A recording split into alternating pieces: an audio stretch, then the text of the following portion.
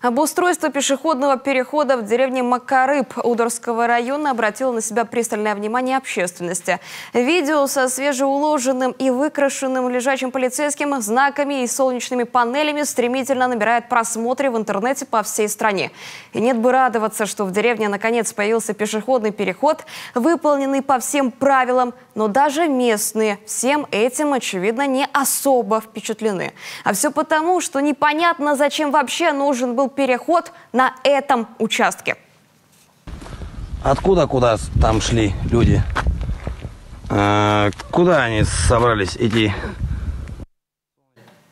В комментариях к видео жители района отмечают: подобная картина по всей Удоре, Мелентьево, Чернутьево, Мучкас. Последним, как вообще переход организовали на другом берегу от деревни за 2 километра в глухом лесу. Фото приложили. Жалуются люди и на то, что стоят знаки со световыми панелями, как памятники от дорожников. А вот освещение, во всяком случае в Солнечном, по словам местных, пока не видели. Впрочем, есть и те, кто радуется такому нововведению, отмечая, что движение в Макарыбе вполне интенсивный, переход был нужен. Правда, и они не уверены, что именно в этом месте.